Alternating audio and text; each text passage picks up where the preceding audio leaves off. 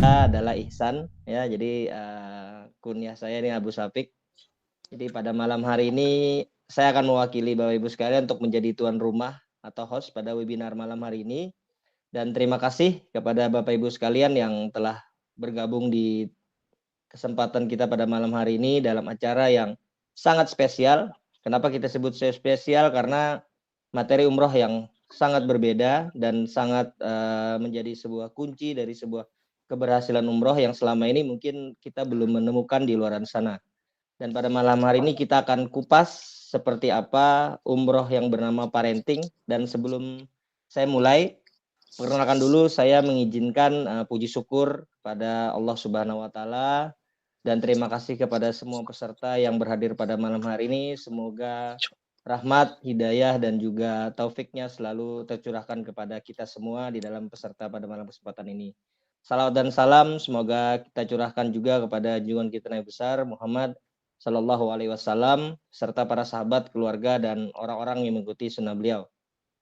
Webinar hari ini Bapak Ibu sekalian, ini topiknya sangat penting sekali. Kenapa kita bicarakan viral? Karena ini sangat, saya sebenarnya sih ya bersemangat sekali menyampaikannya. Karena ini adalah sebuah kunci dari keberhasilan bagaimana menjalani umroh yang selama ini mungkin kita berbicara tentang umroh ini berbicara tentang sebuah perjalanan wisata atau ada yang mungkin cuma sekedar untuk melepas stres ya. Jadi bagaimana sebuah konsep yang kita junjung tinggi di sini adalah mengenai umroh parenting. Dan pada malam hari ini kita akan kupas seperti apa umroh parenting tersebut. Dan saya berharap Bapak Ibu sekalian bahwa apabila ada pertanyaan-pertanyaan nanti akan kita buka sesi-sesi untuk pertanyaan. Jadi kita akan santai dulu, kita akan menggali dengan pembicara pada malam hari ini. Dan yang kesempatan pada malam hari ini adalah pembicara kita ada 2 orang ya. Saya kenalkan singkat ya. Yang pertama adalah Ustadz Nadif Halyani. Selamat malam Ustadz. Assalamualaikum warahmatullahi wabarakatuh. Alhamdulillah. Waalaikumsalam warahmatullahi wabarakatuh. Alhamdulillah. Kemudian pembicara kedua ini terkenal nih ya. Beliau adalah juga penerapis konseling Quran di Banjarmasin, yaitu Umi Desi. Selamat malam. Assalamualaikum warahmatullahi wabarakatuh. Umi Desi. Umi Desi. Suaranya Umi Desi. Waalaikumsalam warahmatullahi wabarakatuh. Alhamdulillah. Sebelum kita mendengarkan bagaimana pembicara-pembicara yang hadir pada malam hari ini, izinkan saya memberikan petunjuk teknis Bapak Ibu sekalian. Jika Bapak Ibu sekalian ada punya pertanyaan maupun permasalahan yang mungkin selama ini mengenai umroh ini ada yang ingin ditanyakan dan mengganjal ya. Pada malam hari ini kita jangan ragu untuk menanyakan tentang hal tersebut dan kita membuka nanti di fitur chat yang ada di Google Meet ini. Dan insya Allah tanpa berlama-lama saya ingin memulai dulu percakapan ya, karena ini percakapan dan saya ingin berkenalan juga nih dengan Ustadz Nadib. Ustadz Nadib, sebutkan latar belakang Ustadz. Bagaimana bagaimana latar belakang Ustadz? Seperti apa sih kehidupan sehari-hari Ustadz atau mungkin hal-hal yang berkaitan dengan profesi Ustadz saat ini? Nggih. Ustadz dari mana asli Ustadz? Saya dari Lumajang, dari Jawa Timur, alhamdulillah. Alhamdulillah. Terus aktivitas sehari-hari sih terapi, kemudian konseling keluarga. Dimulai tahun 2003 akhir lah, atau Masya 2004 Allah. sampai Jadi sekarang. hampir sudah 20 tahun Ustadz ya? Iya, hampir separuh umur. Hampir separuh umur. Jadi Ustadz sudah berkutat dengan dengan parenting ini sudah lama. Jadi makanya kita berharap sekali mungkin ada pencerahan tentang seperti apa parenting pada malam hari ini. Dan insyaallah Bapak Ibu sekalian kita akan mendapatkan hal-hal yang berkaitan dengan parenting dan bagaimana dari tujuan parenting tersebut bisa mencapai dengan metode umroh. Nah, seperti apa ini yang berkaitannya? Jadi bagi Bapak Ibu sekalian, mungkin setelah kita berkenalan seperti apa latar belakang Ustadz dan profesi Ustadz. Sebelumnya Ustadz, saya ingin tanya nih, kenapa parenting ini dikaitkan dengan umroh Ustadz? Nah, itu persoalannya. Jadi Gimana, begini, Ustaz? dulu awalnya kan saya berada di wilayah terapi murni tuh. Jadi orang-orang datang untuk terapi. Kemudian berbagai macam problem itu muncul gitu. Jadi ada yang menterapi, mereka minta diterapi anaknya, minta diterapi pasangannya. Kemudian ada yang mengeluhkan problem keluarga, problem bisnis, problem perilaku yang negatif dan lain sebagainya. Nah, jadi setelah Mhm. setelah mereka datang ngobrol panjang lebar, salah satu benang merah dari kesimpulan yang bisa diambil itu adalah ada sebuah proses dalam keluarga itu yang belum selesai dalam tanda kutip ya. Ya tentu tidak ada keluarga yang ideal, tetapi dalam prosesnya itu dari sejak kecil sampai dewasa itu ada ada ruang yang hilang. Jadi tentang peran orang tua, peran tentang ayah, peran tentang ibu, yang itu nanti efeknya pada pertumbuhan kejiwaan anak, kemudian menjadi problem penyakit. Akhirnya muncul jadi ketika dia menjalankan peran sebagai istri, sebagai suami, lalu akhirnya terjadi konflik antara suami dan istri. Ya bermula awalnya kalau ditarik benang merah panjang begitu, salah satu pangkalnya itu adalah fase di mana mereka berada dalam rumah. Nah, itulah persoalannya. Jadi akhirnya kemudian bagaimana nih cara menyelesaikannya? Cara menyelesaikannya tentu yang pertama dengan pemahaman yang baik. Jadi akhirnya mereka datang konseling rutin, ngobrol, dibina, ya itulah diantaranya.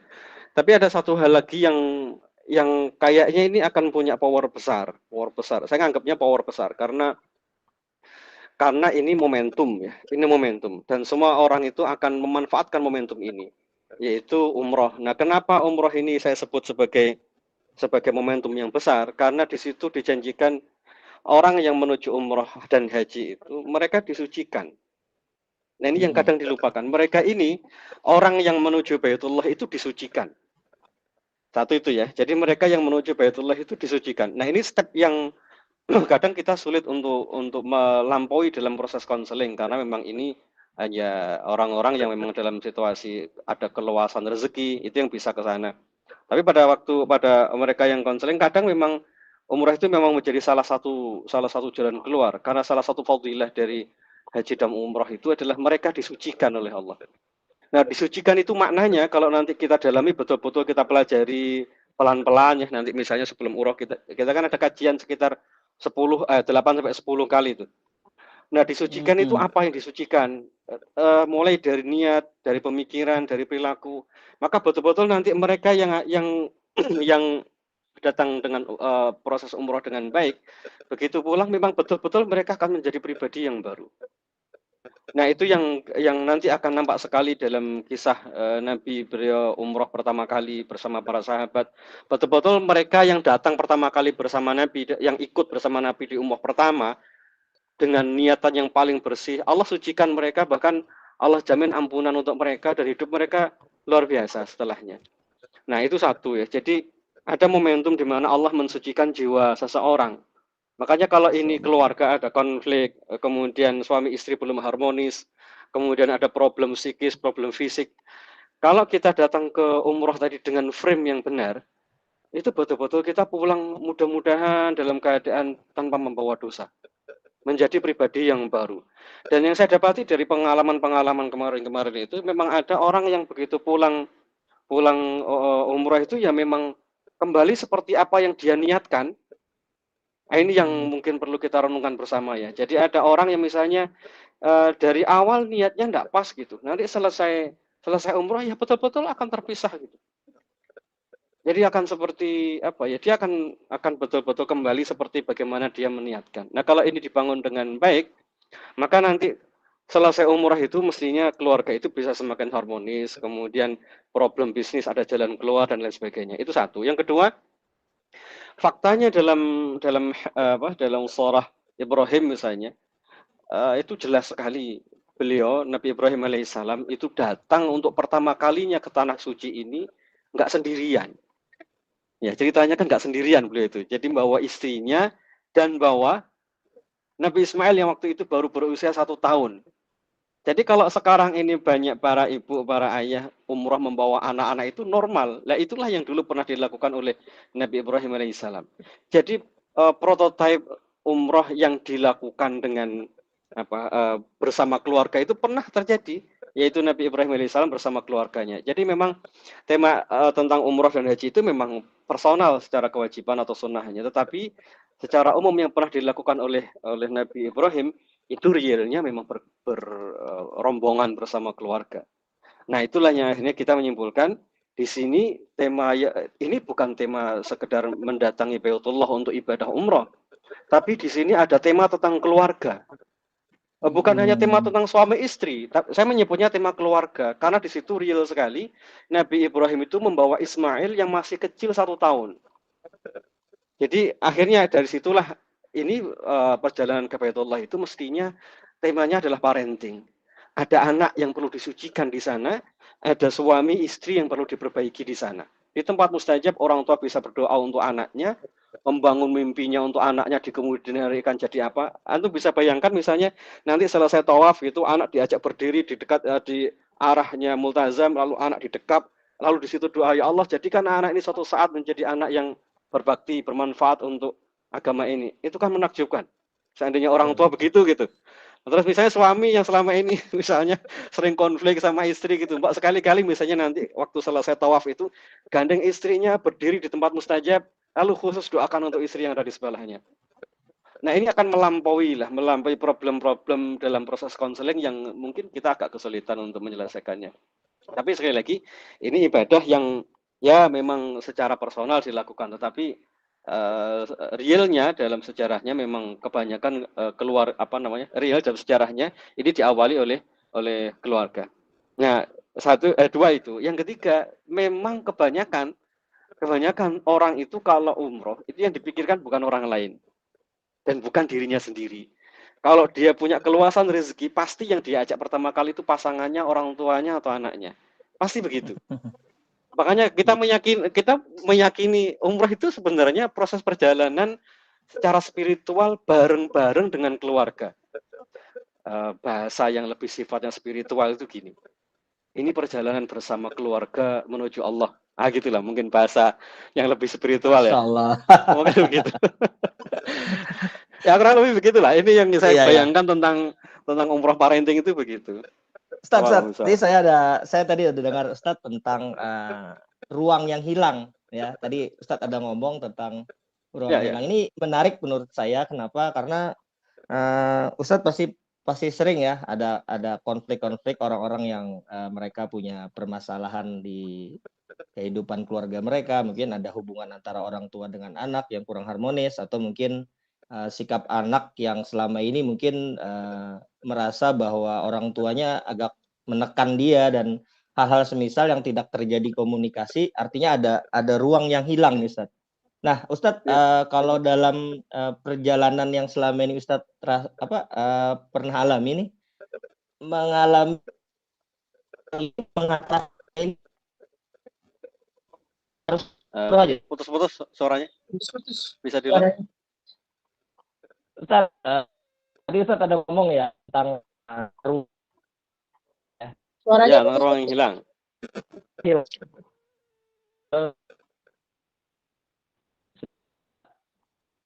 Sudah jelas, Ustaz? Ya, udah. Nah, kita ngomong ada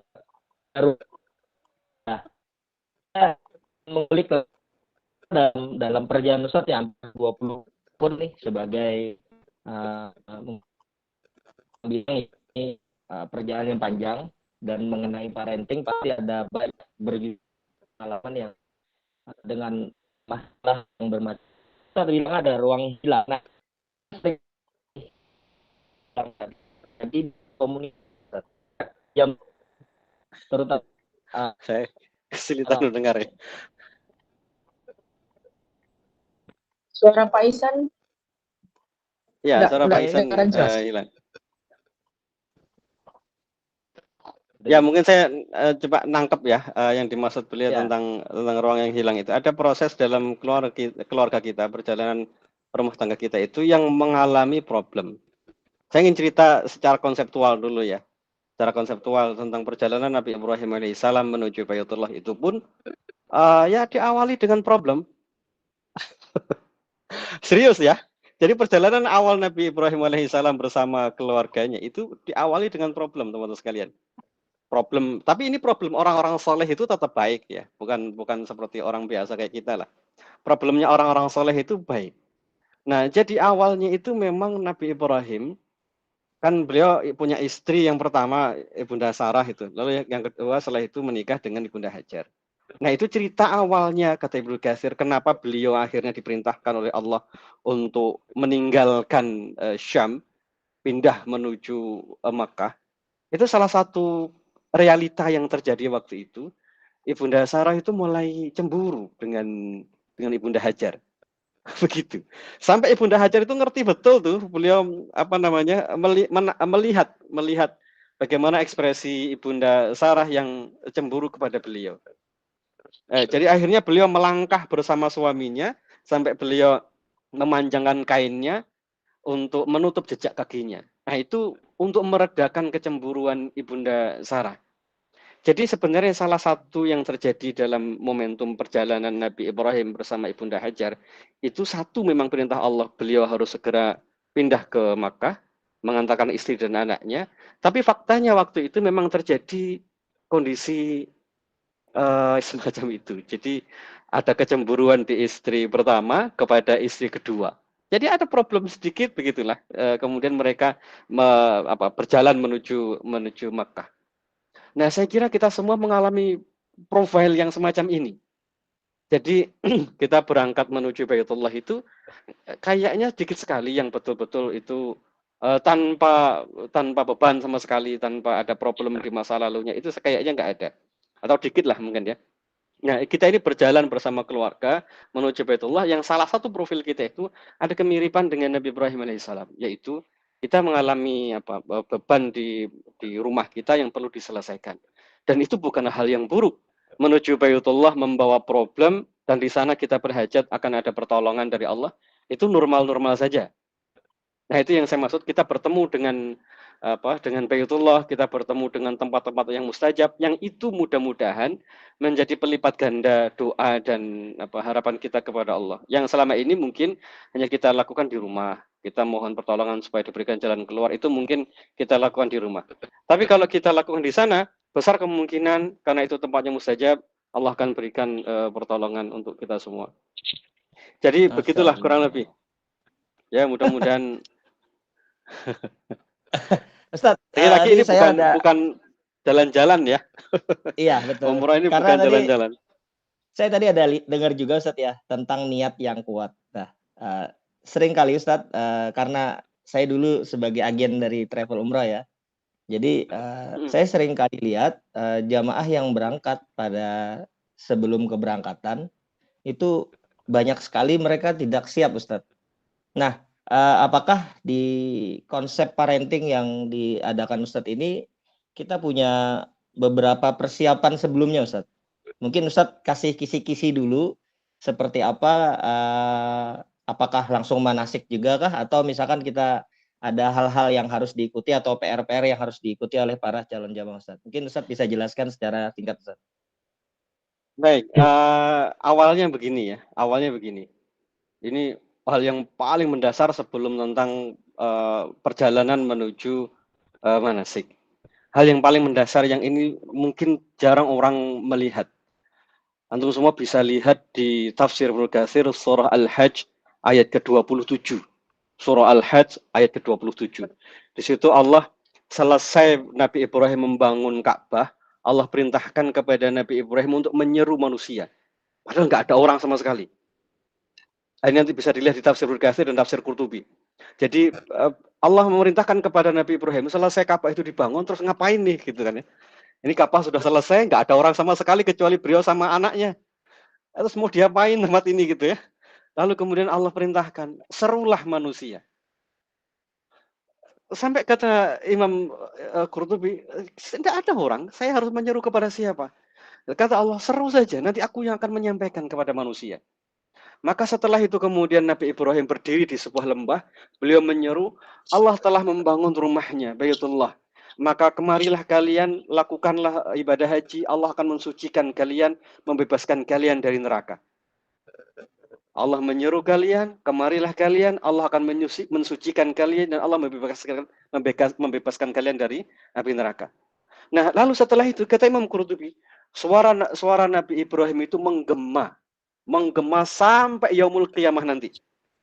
Dia akan didengar oleh siapapun yang Allah takdirkan dia datang ke Baitullah. Sampai kata Imam Qurtubi, waktu itu semua janin yang ada di perut dia mendengar.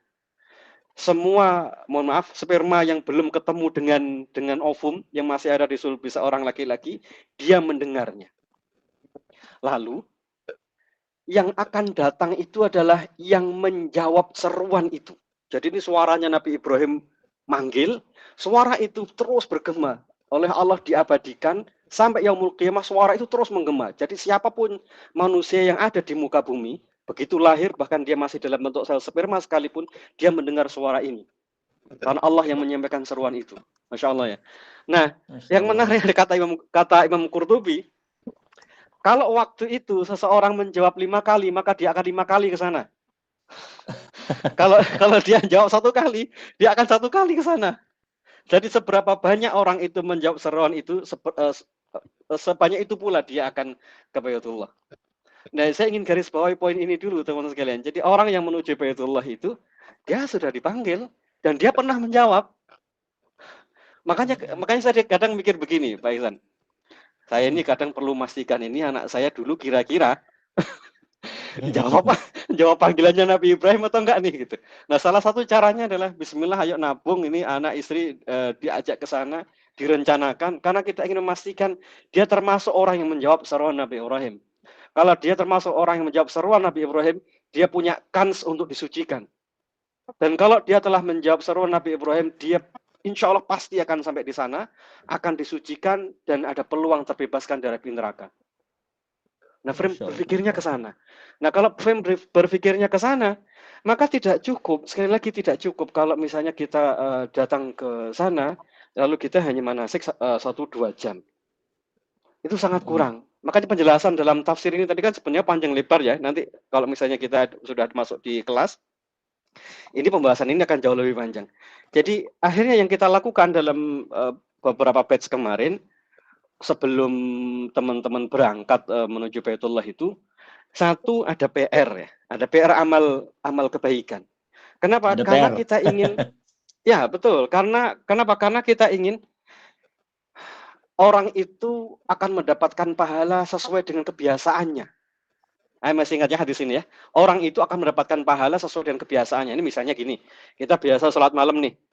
Lalu malam nanti ternyata kita nggak bisa bangun gara-gara capek yang sangat gitu.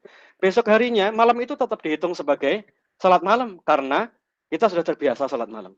Nah, kita ingin begitu tuh. Kita nanti itu datang ke tempat yang sangat mustajab. Yang pahala sholatnya itu dilipat gandakan. 1000 kali, 100.000 kali. Dilipat gandakan pahala sholatnya. Nah, terus kalau di sana tiba-tiba kita ngantuan gitu kan ya iman-iman ya. Makanya supaya kita mendapatkan pahala yang serupa, salah satu triknya itu adalah jauh hari sebelum menuju Baitullah, latihan dulu sholatnya. Misalnya begitu. Latihan tilawahnya, latihan zikirnya, agar itu menjadi kebiasaan dulu tuh. Termasuk PR kita nanti, kita akan mengkhatamkan Al-Quran sebelum berangkat. Jadi 30 juz itu, 30 juz ini semua jamaah harus menyelesaikan 30 juz, kita sisakan setengah juz, juz 30. Setengah juz itu nanti insya Allah kita selesaikan sambil tawaf umrah. Kan double-double tuh, jadi ada tawafnya yang mendapatkan pahala doa mustajabnya waktu tawaf, kemudian plus lagi di situ ada menghatamkan Al-Quran. Nah, nanti itu kita lakukan dan Masya Allah kemarin itu waktu kita jalan gitu ya, saya lihat siapa kemarin? Raffi gitu ya. Masya Allah, saya senang melihat anak-anak ini. Anak-anak kecil mereka. Iya duduk gitu, di pesawat gitu, sambil baca Al-Quran gitu, sambil saya candid, saya fotoin gitu. Masya Allah, ini anak-anak Masya Allah luar biasa ya. Ustaz, mereka ternyata bisa ngikuti gitu ritme itu.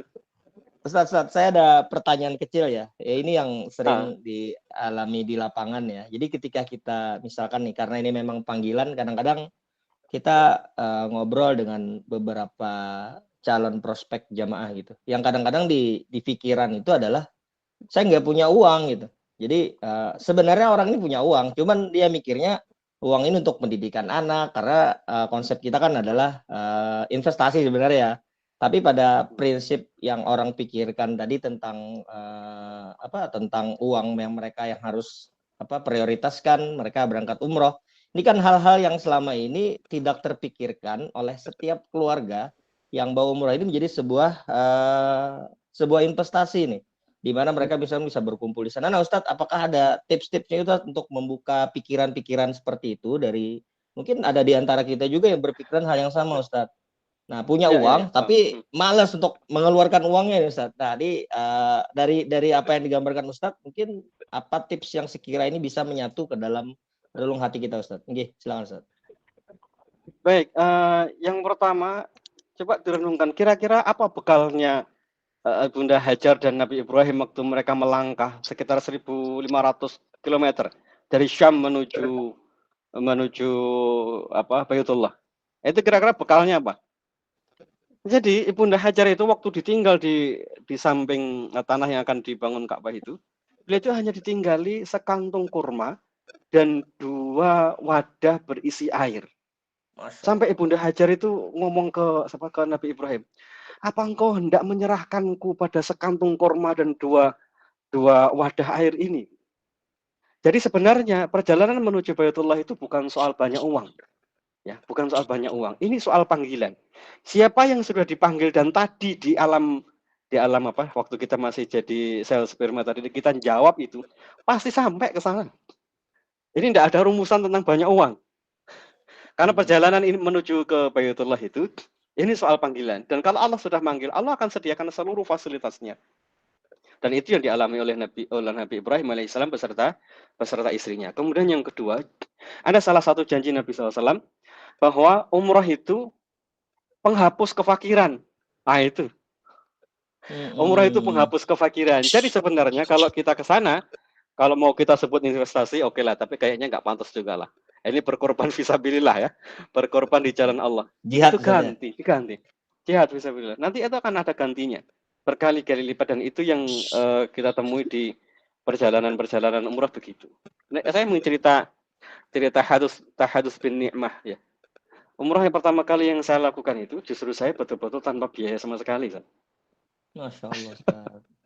Dan cerita-cerita begitu itu masih ada sampai sekarang dan saya mengalaminya sendiri. Dan yang saya lakukan memang dari dulu ya doa tabungan ada enggak? Tabungan enggak ada. Jadi kalau sekarang kita punya tabungan itu berarti sudah dikasih keluasan yang banyak. Dan itu insya Allah akan ada gantinya. Dan itu yang kita temukan di lapangan demikian. Jadi nanti yang teman-teman menyisihkan uang betul-betul untuk umrah itu, nanti dihitung deh. Ini sama kayak orang kurban di haji itu. Apa bukan haji ya? Di bulan Dzulhijjah. Teman-teman yang tahun ini, yang tahun kemarin bisa kurban 1 kambing, dugaan saya tahun berikutnya itu punya cita-cita dan terwujud bisa kurban 2 kambing. Betul begitu enggak? Coba dicek diri kita masing-masing yang dulu korbannya pertama kali susah payah 1 gitu. Nanti coba dicek tahun berikutnya pasti nambah. Betul. Dan itu yang saya alami juga begitu. Bener ya? Begitu ya. Nah, ini umroh pun begitu. Coba deh sekarang susah payah saja sendirian. Nanti antum akan tiba-tiba itu begini. Sekian bulan lagi insya Allah saya sama anak, saya sama istri. Buktikan deh, nanti yang sudah umroh sekali itu pasti akan berangkat lagi dengan keluarganya. Kalau enggak dengan istrinya, dengan anaknya. Enggak mungkin enggak. Jadi itu maknanya kenapa tadi Nabi SAW itu menggaransi bahwa umroh itu penghapus kefakiran. Ya, kalau korban yang hanya senilai 1 dinar atau 2,5 juta saja, Allah ganti di tahun berikutnya, tiba-tiba bisa bertambah. Apalagi sekarang umroh yang dengan biaya yang jauh lebih besar. Di sana ada tempat-tempat yang saja, Masya Allah. Betul, Masya Allah. Jadi mungkin saya simpulkan Ustaz ya. Saya simpulkan tadi pertanyaan yang memang ini sering sekali mungkin mindset yang harus diperbaiki Ustaz ya. Karena memang pada prinsipnya ada orang yang memang nggak punya uang ataupun mereka punya uang tapi mereka itu takut. Kenapa? Karena uangnya akan habis gitu dan hal-hal seperti itulah yang sering kita temui di di beberapa prospekan atau misalkan teman-teman kita yang mungkin kita berpikir apa sih tujuan hidup kamu? Saya sering ngomong gitu, Zat. Apa sih tujuan kamu hidup gitu? Saya ingin hidupnya lancar gitu. Pengen lancar, cuman ketika kita tanyakan tentang umroh, mereka akan berpikir wah nggak punya uang sana. Nah, padahal saya tahu kenal orang ini punya uang gitu. Cuman mungkin karena mereka berpikirnya konotasinya Ustaz ya, konotasinya karena mungkin mereka tidak memahami tadi, dan artinya kalau misalkan kita mungkin harus memahaminya mungkin dengan cerita-cerita tentang perjalanan Ibunda Sarah tadi Ustaz ya, Ibunda Sarah yang mereka ditinggalkan oleh Nabi Ibrahim alaihissalam pada saat dengan cuman bekal roti sama gandum tadi Ustaz ya, dan Padan akhirnya air. bola air itu meninggalkan seorang anak kecil yang Nabi Ismail alaihissalam dengan sebuah kondisi yang sangat bagi kita mungkin sekarang ini memprihatinkan. Jadi kita bayangkan kita punya rumah, kita punya mungkin tabungan yang itu selama ini kita tidak punya impian bahwa kalau ini kita niatkan untuk umroh, ini akan menjadi sebuah ibadah yang luar biasa. Nah Ustadz, saya menyambung lagi nih mengenai konsep umroh parenting ya. Dan memang kenapa kita sebut parenting berarti di situ ada permasalahan yang harus dikaji Ustadz ya.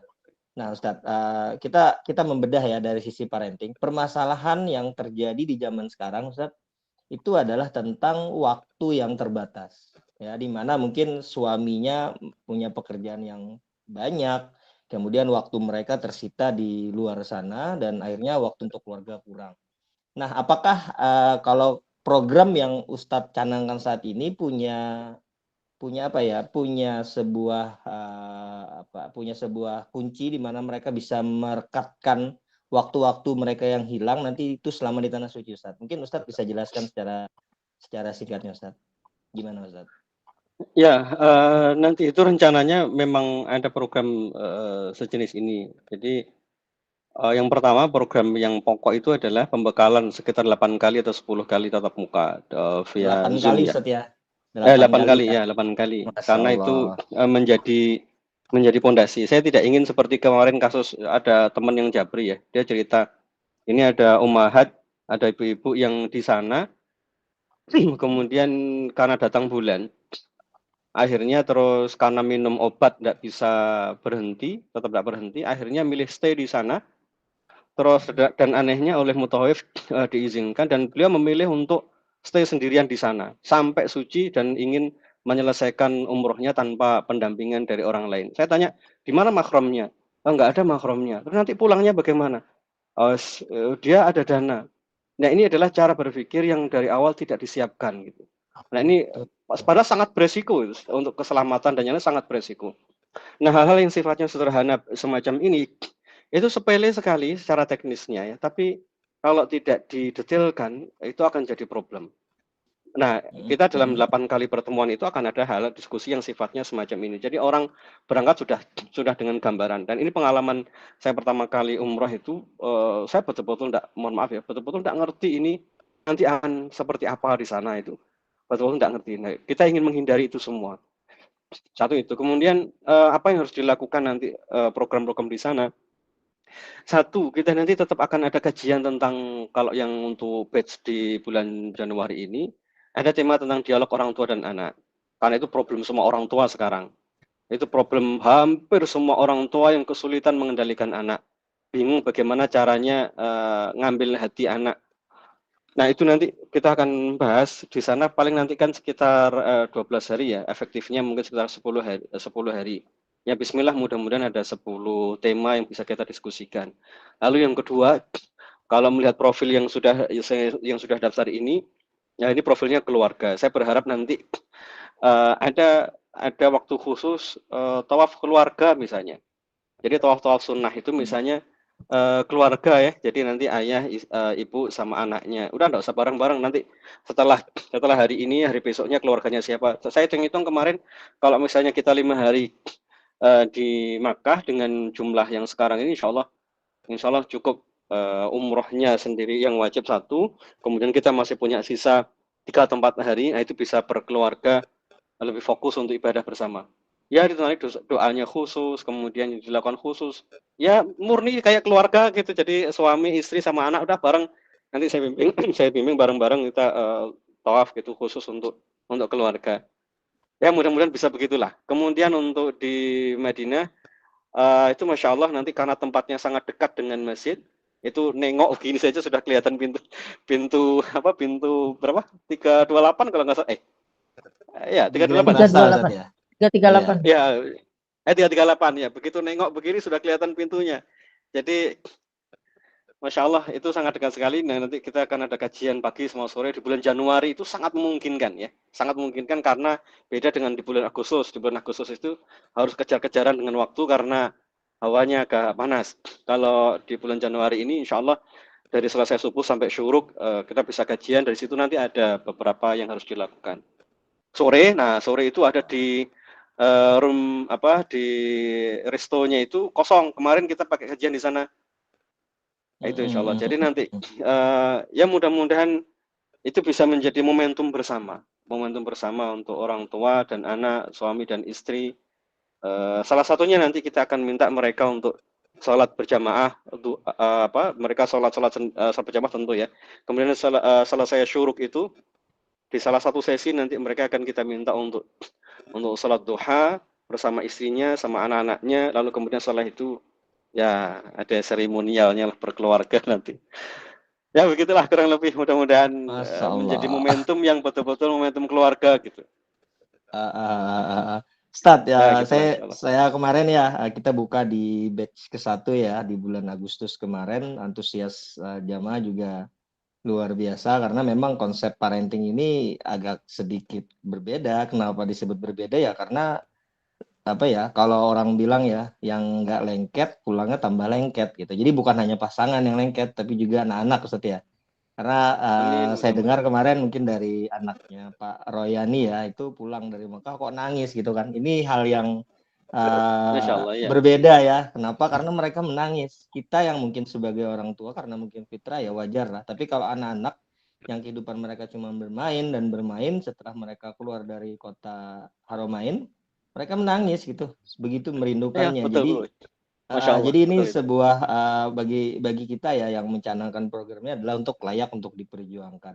Nah, oke Ustadz, itu mungkin gambaran singkat dari Ustadz Nadib ya mengenai bagaimana sih persiapan sebelum keberangkatan, kenapa harus menggunakan konsep program umroh parenting yang kita kemarin usung adalah Tazkiyatun Nafs.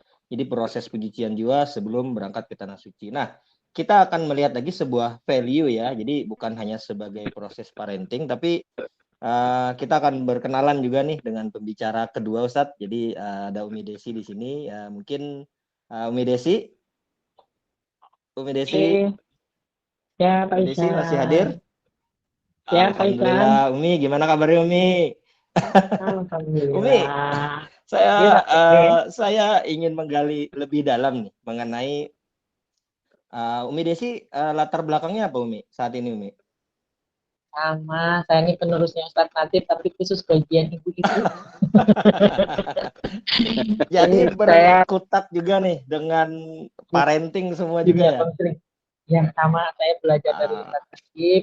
Beliau guru saya yang membimbing saya. Dan terkadang ini kan kalau ibu-ibu kan nggak bisa curhat langsung ke Ustadz ya. Jadi kan ada beberapa hal yang sifatnya privasi. Gitu. Iya. Ya, jadi akhirnya ya betul. alhamdulillah ya.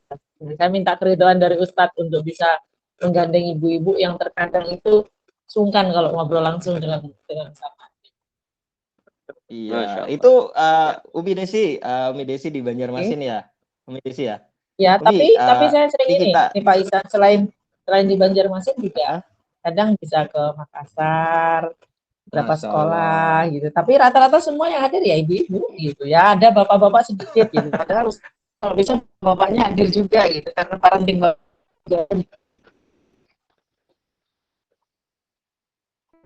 Halo, suara Umi hilang. ya halo, ya Pak. Umi, ya, ya Umi. Umi, saya nanya nih Umi, mengenai latar belakang mungkin sudah dikenal ya.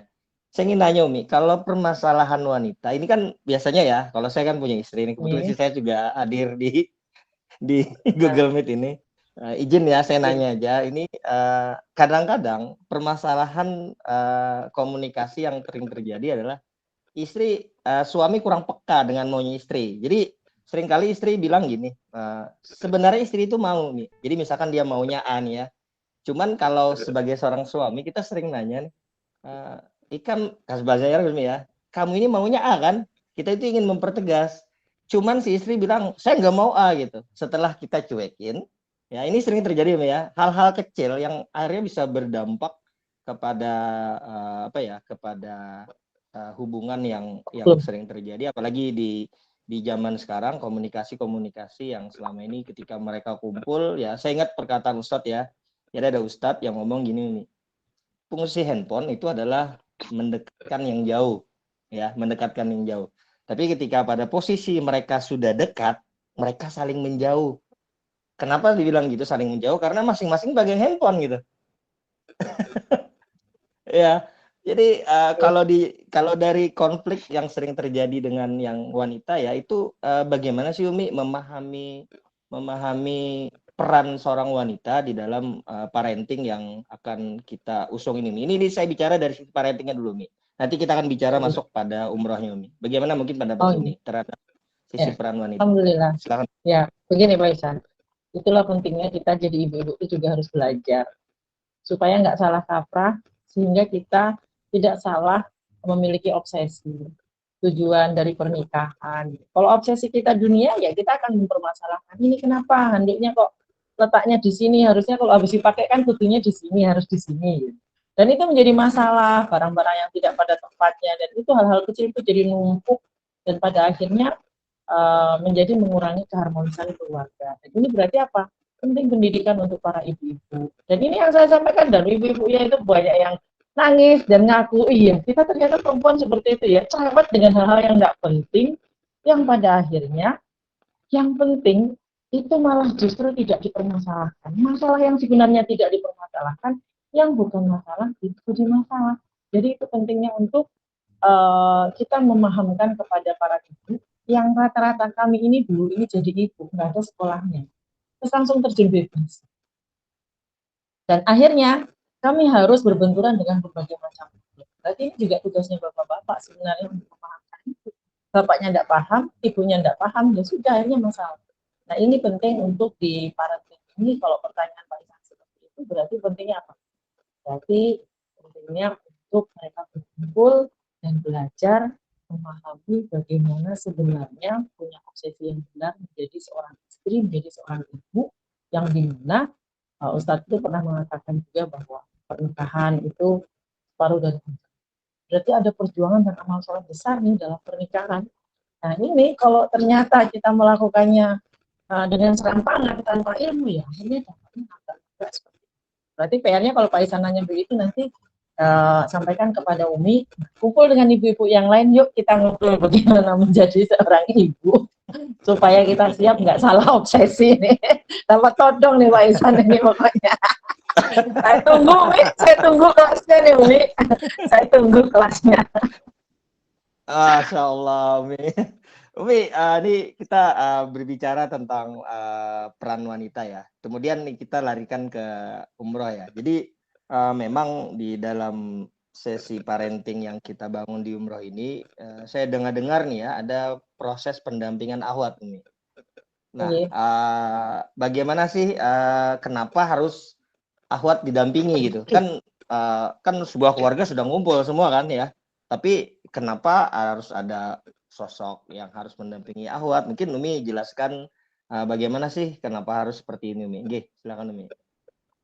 Yang pertama, nanti ketika di sana itu terkadang ada fase yang dimana laki-laki dan perempuan itu tidak boleh bersama. Nah, itu masuk ke masjid, masuk ke raudhah. Jadi ketika di Masjid Nabawi itu tempat ibadah untuk perempuan dan laki-laki berbeda. Terus kemudian lagi adalah ada beberapa jamaah yang dia dananya itu cukup untuk satu orang, sudah sepuh gitu. Nah, sekarang kalau sepuh terus kemudian nanti berangkat dananya cuma cukup untuk satu orang, kalau kita tidak dampingi, nanti beliau akan bingung, keluarganya itu nggak tega Pak, mau melepas sama siapa ini?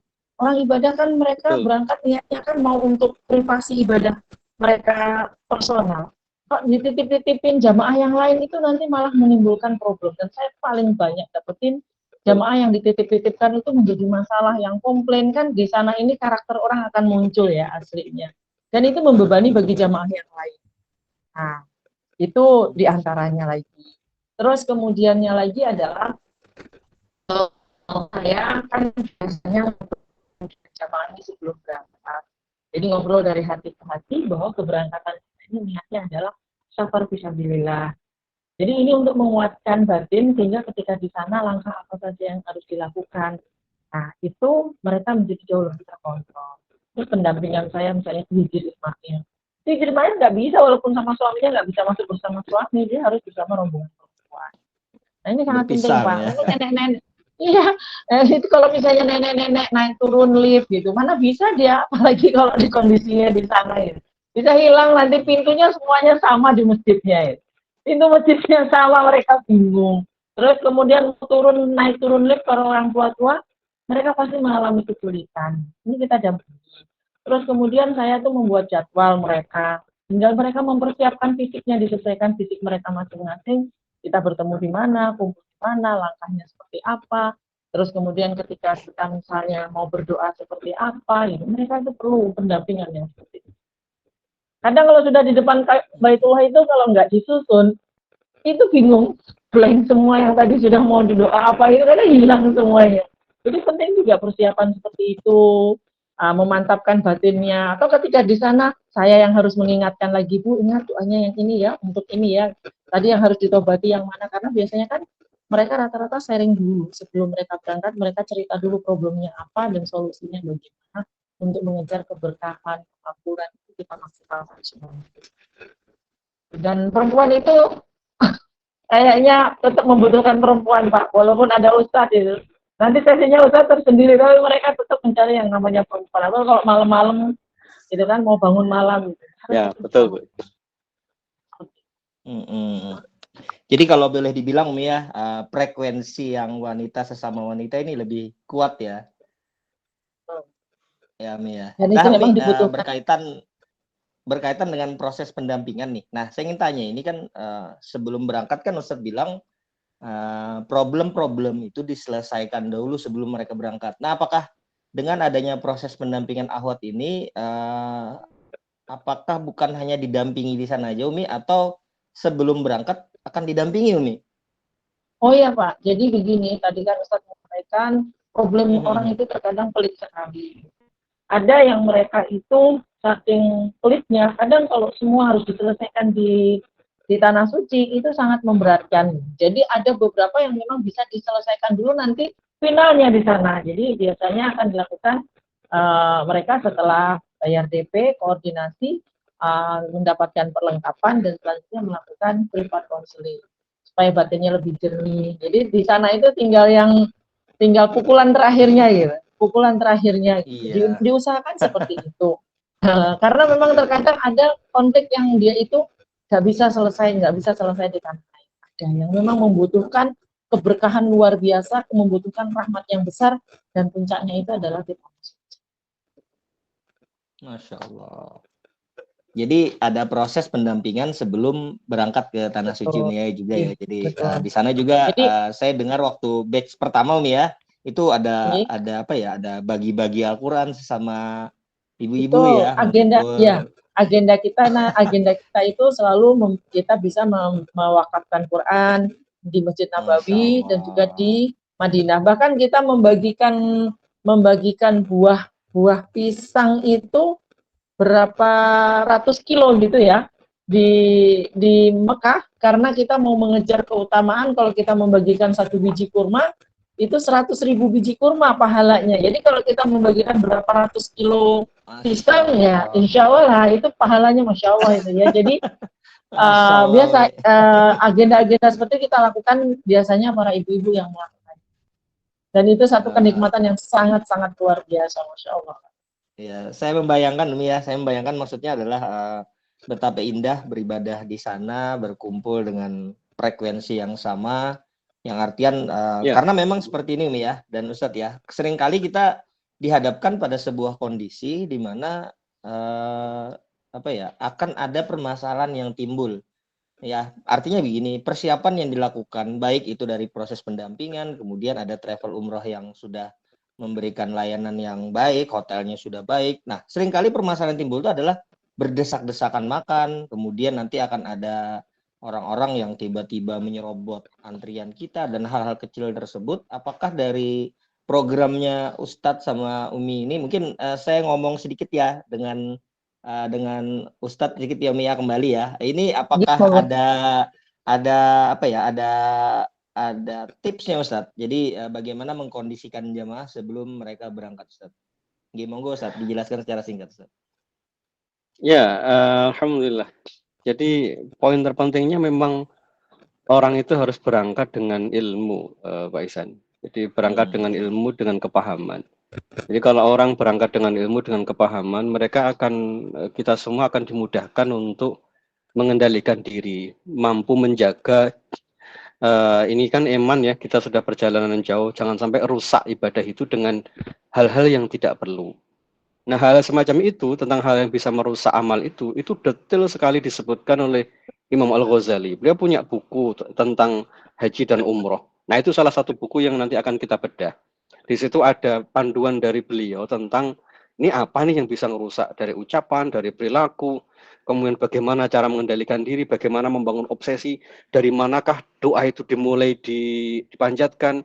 Karena kan kita nyangkanya gini, oh kita di Baitullah berarti doanya di sana saja. Enggak, cara yang disebutkan oleh para ulama memulai doanya itu tidak di sana. Jadi sejak dari pertama kali kita berniat, bersiap-siap itu sudah mulai rangkaian menuju Baitullah. Nah, penjelasan para ulama tentang hal ini sangat detail sekali. Nanti kalau misalnya kita sudah membahas buku-buku mereka, kita akan tahu, oh saya memang harus bersikap begini. Dan efeknya kita bersyukur sekali, ada sih mungkin yang 1-2 orang berselisih misalnya dengan istrinya, tapi ternyata mereka bisa melokalisir perselisihan itu hanya di antara mereka sendiri. Kemudian ketika mengalami hal yang tidak nyaman misalnya, alhamdulillah kita semua waktu itu dimudahkan untuk menjaga lisan, menjaga sikap, bahkan yang kita rasakan malah seolah-olah nggak ada nggak ada. Jadi kita kadang waktu makan bareng gitu ya, makan bareng dengan jamaah misalnya dari pulau lain gitu, misalnya ketemu ada yang cerita begini, cerita begitu. Karena Masya Allah kita bersyukur sekali. Saya kadang merenung tempo hari dengan Pak Anton ya. Kita sambil selesai gitu, sambil ngeliatin jamaah ini. Ya Allah, Allah mudahkan mereka untuk bisa mengendalikan diri dengan ritme yang seperti kemarin itu ya, yang agak spot jantung gitu.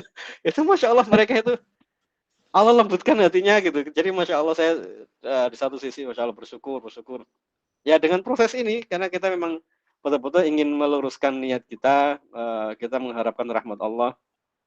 Dan hal yang semacam itu, alhamdulillah Allah mudahkan untuk dilalui.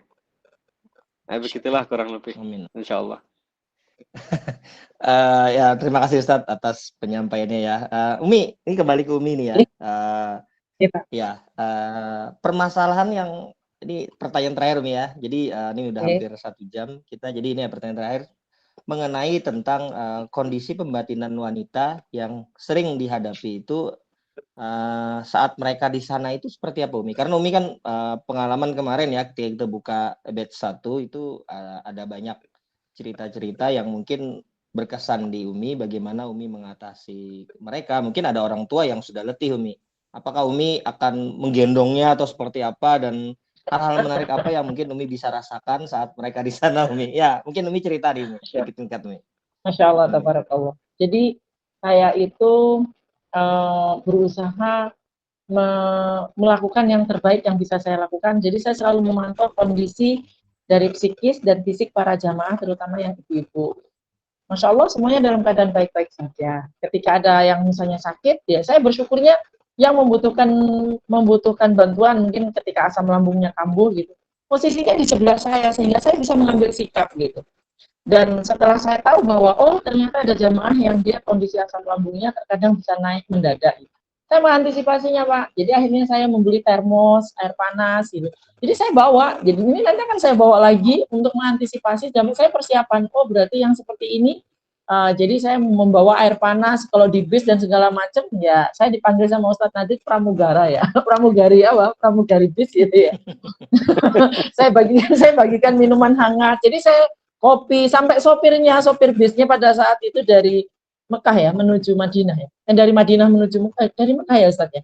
Menuju Madinah itu Ya. sopirnya ngantuk. Ketika sopirnya ngantuk itu saya punya kopi dan sopirnya itu orang Afrika. Dia senang sekali karena dia mendapatkan kopi. Saya bawa air panas, saya bagikan, saya pantau jamaahnya seperti apa, bagaimana keadaannya satu demi satu, saya memastikan.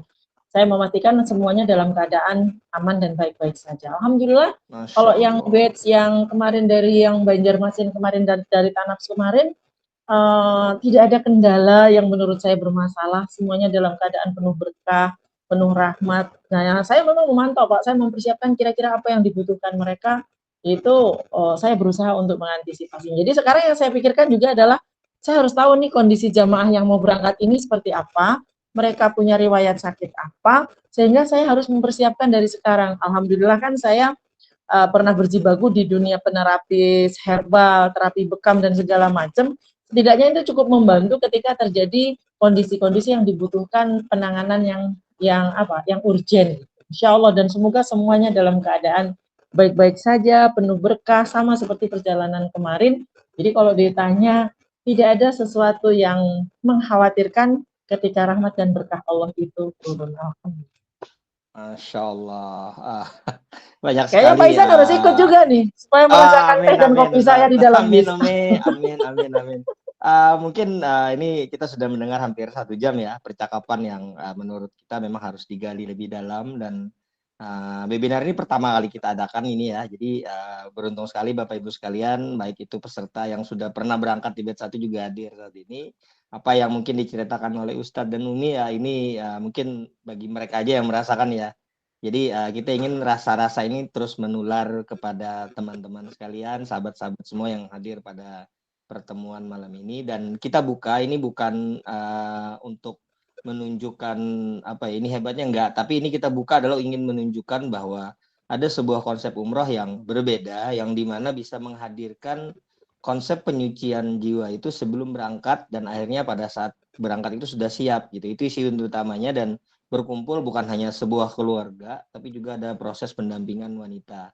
Jadi ini ada value-value yang sedikit unik ya. Nah, mungkin di sesi terakhir nih ya kita buka tanya jawab. Sebelum saya buka tanya jawab, mungkin ada beberapa pertanyaan yang mungkin bisa Bapak Ibu sekalian tulis saja, nanti akan kita bacakan sambil jalan. Nah, ini pertanyaan singkat Yumi ya. Saya sering kepada jamaah yang kemarin pernah saya prospek gitu ya. Artinya mereka siap pada saat berangkat, tapi seringkali di zaman sekarang Yumi itu adalah hubungan antara istri dan suami itu bertolak belakang gitu. Kenapa? Karena istrinya bekerja, kemudian suaminya juga mungkin secara penghasilan itu mungkin masih di bawah istri.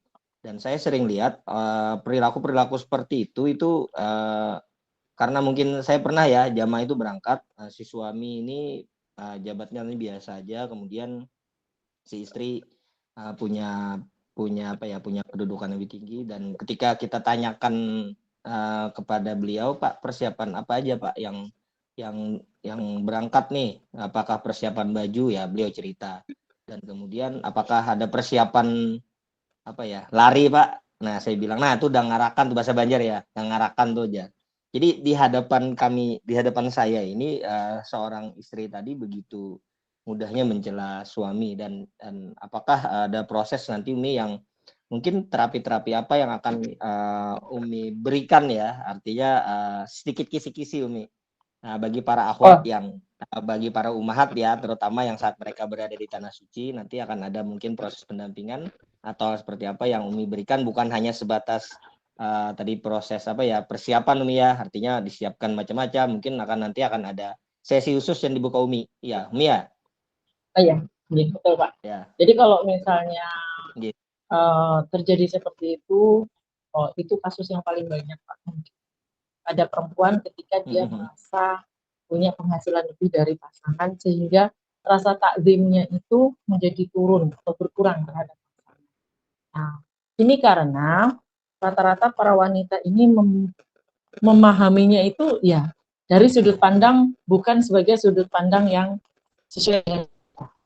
Padahal sebenarnya jujur Asia ini sebenarnya yang ngomong sama para ibu-ibu. Karena para laki-laki hari ini jadi lebih gede kepalanya gitu. Jadi kami ini sebenarnya para wanita kalau sadar, kalau menyadari, tandanya seorang suami ini cukup dengan 1 kilo beras dan dia mampu menafkahi kita.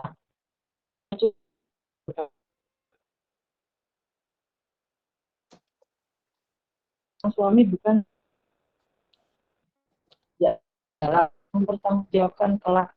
Suaranya kurang jelas, Umi. Halo, tes. Iya. Siap Umi, udah masuk Umi. Iya. Jadi gini Pak, jadi kalau seandainya seorang istri itu memahami konsep tentang dirinya terhadap pasangannya, terutama suaminya. Kami ini para perempuan ini Pak, punya hutang yang sangat besar dengan para suami. Jadi yang pertama itu adalah, kenapa? Kami para perempuan ini, nanti pada akhirnya, itu yang mempertanggungjawabkan dosa kesalahan kami itu adalah suami.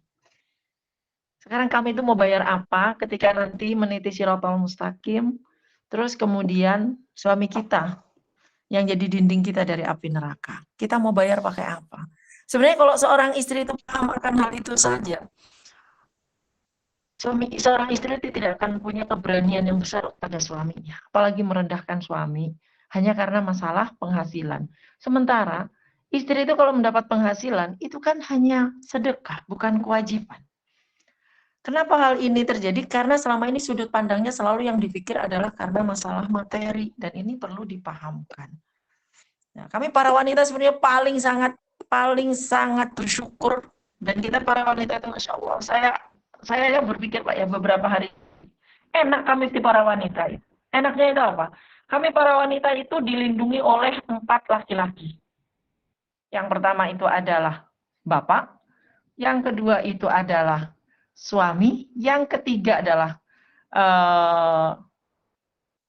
anak laki-laki, yang keempat adalah saudara laki-laki.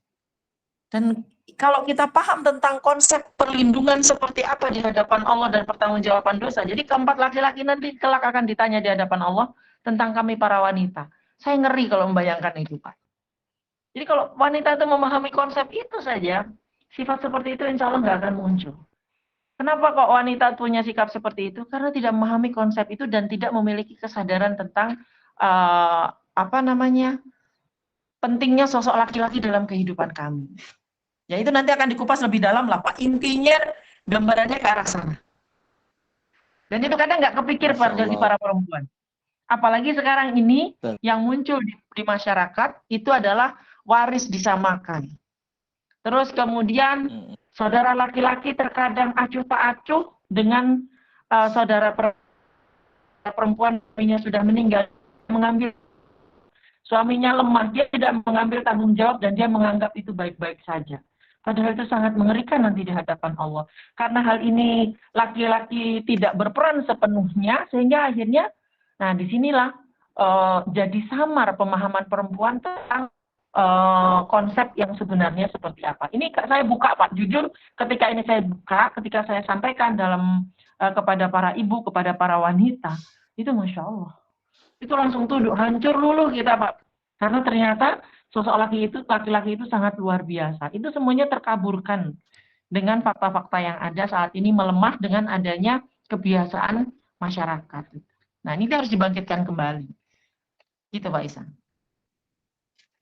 Makasih Umi, luar biasa apa yang menjadi sebuah motivasi, dan ini sebenarnya materinya nih disampaikan nanti di konsep umroh parenting Umi ya.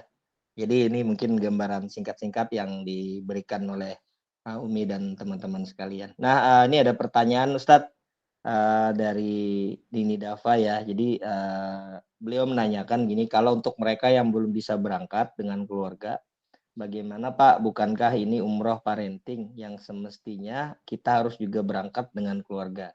Nah ini mungkin bagi yang berangkat sendirian nih ya, kan saya kan mungkin ya misalkan saya berangkatnya cuman saya nggak bawa istri saya nggak bawa anak saya, nah apakah memang harus di kelas parenting Ya. yang diberikan Ustadz ini juga nyambung Ustadz dengan yang kita sendirian berangkat Ustadz.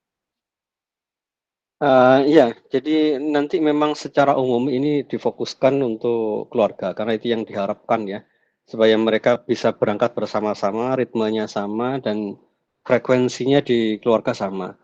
Lalu bagaimana jika mereka yang berangkatnya sendirian? Berangkatnya sendirian tidak ada masalah karena nanti salah satu tema yang akan kita bahas itu adalah membangun posisi kita agar setelah kita selesai umroh, lalu kita kembali pada keluarga, kita bisa menjalankan peran kita sebagai bagian dari keluarga. Makanya nanti doa yang akan kita baca selama tawaf, selama sa'i, itu semua sama. Temanya tema tentang keluarga. Jadi walaupun kita sendirian, tema yang kita baca dalam doa-doa nanti tema keluarga. Jadi nanti mungkin doa kita ini tidak sebanyak seperti yang Bapak Ibu misalnya pernah nyari buku panduan umroh misalnya di itu tuh banyak sekali panduan kan. Nah, banyak sekali doa-doa yang dikumpulkan. Nah, kita nanti tidak begitu. Jadi doa yang kita pilih itu adalah based on problem kita. Berdasarkan problem kita sebagai kalau anak ya sebagai anak, kalau sebagai orang tua ya sebagai orang tua. Jadi temanya secara umum walaupun sendirian, saya ke sana adalah bagian dari keluarga. Sehingga nanti doa-doa kita juga tentang keluarga, tentang orang tua, tentang suami, tentang istri, tentang anak. Jadi semua tema yang akan kita angkat dalam keseharian kita nanti di sana tetap tentang keluarga, walaupun kita sendirian. Insya Allah nanti mudah-mudahan begitu pulang kita menjadi pribadi yang lebih baik ketika di rumah. Maksudnya begitu. Masya Allah. Itu ya, Ya, insya Allah. jadi parenting ini dikhususkan Ustadz ya. Jadi bukan berarti yang sendirian juga apa ya, juga tidak punya apa ya. Ya. Nih bukan materi saya, tidak ya. Tapi karena nanti akan ada Ya. bekal-bekal yang beliau juga perlukan untuk karena setelah mereka pulang juga akan berhadapan dengan keluarga. Begitu ya, tepatnya Ustadz ya. Ya, betul. Iya, Betul. oke, Masya Allah. Jadi apa ya, membuat sedikit gambaran yang terjadi bahwa memang parenting ini adalah karena kita berbicara tentang umroh, ya ini saya hampir dari misalkan ya satu packs atau satu grup itu biasanya bukan bukan apa ya, artinya perbandingan antara mereka yang berkeluarga berangkat dengan yang satu orang dua orang itu hampir sedikit gitu. Jadi perbandingannya sangat mencolok. Jadi misalkan kalau keluarga ya mereka akan berangkat paling mungkin minimal suami dan istri gitu setia, atau misalkan anak sama orang tua mereka. Jadi memang konsep umroh parenting ini memang mengkhususkan di sana Ustadz ya, tapi tidak juga menghilangkan bahwa yang berangkat pun tidak mendapatkan ilmu apa-apa, tidak Ustadz ya. Iya, Ya, oke. betul. Mungkin ini pencerahan yang bisa kita berikan. Nah, Bapak Ibu sekalian, perlu saya jelaskan di sini bahwa insya Allah paket batch 1 kemarin ini sudah pernah diadakan dan berangkat sekitar 35 dan ini kita targetkan juga 35 seat. Jadi kita berharap yang seat yang saat ini untuk batch kedua ini sudah terpenuhi di 24 orang ya. Jadi mungkin sekitar ada 11 orang lagi yang setnya akan terpenuhi. Dan untuk bagi Bapak Ibu sekalian yang ingin mengajak keluarganya, kita berharap Bapak Ibu sekalian bisa bisa mendakwahkan umroh ini karena pahala amal jariah yang kita akan dapatkan ini sangat besar. Nah, mungkin kalau ada pertanyaan-pertanyaan nanti kita sambung di grup aja Ustadz ya. Jadi Boleh, mungkin insya Allah. untuk webinar kali ini atau diskusi singkat ini kita membahas tentang bagaimana konsep parenting tersebut dan apa saja isi yang terkandung di dalamnya, karena memang ini agak khusus Ustadz. Karena selama ini kan orang bilangnya umroh berangkat gitu aja sih. Jadi saya sebagai mungkin ya pihak travel juga itu cuma mementingkan yang penting mereka berangkat, tidak. Jadi tapi karena ini ada proses pendampingan yang dari Ustadz Nadib dan Umi kan, jadi kolaborasi yang sangat indah yang bisa membuat jamaah bisa terkondisikan bukan hanya dari pelayanan sisi travel, tapi juga ada ilmu-ilmu yang bisa mencerahkan mereka untuk mereka bisa memahami umroh ini lebih detail. Oke, mungkin itu saja dari kami. Mungkin ada satu patah kata Ustadz untuk menutup webinar malam hari ini. Mungkin waktunya ya singkat-singkat aja Ustadz, karena udah hampir jam 10 ya. Jadi mungkin singkat aja Ustadz untuk memotivasi kita nih yang hadir pada malam hari ini agar bisa mungkin paling tidak ya mendakwahkan buat diri kita dan juga mungkin keluarga-keluarga kecil kita. Silakan Ustadz. Baik, satu hal yang selalu saya renung-renungkan terkait dengan umroh dan haji itu hanya satu hal. Ini pengalaman spiritual masing-masing berbeda ya. Tapi ini yang selalu saya pakai, yang selalu saya pegang. Sebagaimana yang tadi disebutkan dalam surah Al-Hajj ayat ke-27. Jadi kita hanya ingin memastikan bahwa kita termasuk orang-orang yang menjawab seruan Nabi Ibrahim. Hanya itu saja. Direnungkan baik-baik, apakah kita termasuk orang yang menjawab seruan Nabi Ibrahim? Apakah istri kita, anak kita termasuk orang yang menjawab seruan Nabi Ibrahim? Jika iya, insya Allah mereka adalah orang-orang yang akan disucikan di sana insya Allah. Seburuk apapun mereka, seburuk apapun kita, nanti insya Allah kalau kita termasuk orang yang menjawab, itu artinya Allah bukakan pintu untuk kita mendapatkan rahmatnya. Mari kita persiapkan ini dengan baik-baik. Mudah-mudahan kita termasuk orang-orang yang menyambut seruan Nabi Ibrahim berkali-kali. Karena sebanyak itu pula yang disebutkan oleh Imam Qurtubi, kita akan ke sana. Amin ya rabbal alamin. Amin. Mungkin pertemuan malam hari ini kita akhiri dengan perenungan ya. Jadi mungkin nanti apa yang disampaikan Ustadz tadi adalah Quran surah Al-Hajj Ustadz ya. Ayat keempat Ustadz ya. Ayat ke 11. 27. Oke. Al-Hajj ayat surah ke-27. Al-Hajj ayat 27 itu menjadi renungan yang pas bahwa memang panggilan untuk umroh ini itu adalah panggilan yang disuruhkan bagi setiap umat, setiap manusia yang baik lahir maupun yang sebelum mereka lahir. Jadi ini menjadi sebuah renungan yang dimana mungkin pada pertemuan malam ini bukan hanya sebatas ilmu yang kita dapatkan, tapi juga adalah sebatas sebuah pengetahuan yang mendalam sehingga menjadi sebuah renungan bagi kita untuk berangkat.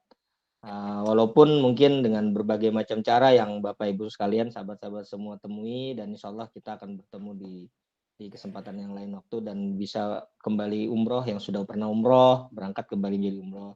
Dan kemudian yang belum berangkat, ya kita berharap dari malam hari ini, pertemuan hari ini bisa kembali dibayangkan bahwa berangkat umroh itu adalah sebuah kekhususan panggilan milik Allah yang diberikannya bagi setiap manusia yang memenuhi panggilannya.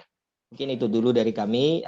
Saya sebagai host, ya saya mengucapkan permohonan maaf apabila ada salah kata maupun permohonan atau ucapan-ucapan yang mungkin menyinggung Bapak Ibu sekalian ataupun mungkin hal-hal yang kurang sengaja saya lakukan, tidak sengaja.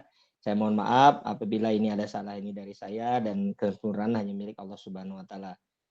Saya tutup dengan doa kafaratul majelis. Subhanakallahumma bihamdik asyhadu an la ilaha illa anta astaghfiruka wa atubu ilaik. Assalamualaikum warahmatullahi wabarakatuh. Terima kasih Bapak Ibu sekalian. Semoga pada malam hari ini bisa memberikan informasi dan bermanfaat bagi Ibu sekalian. Assalamualaikum warahmatullahi wabarakatuh. Waalaikumsalam warahmatullahi wabarakatuh. Saya pamit ya. Assalamualaikum. Assalamualaikum warahmatullahi wabarakatuh.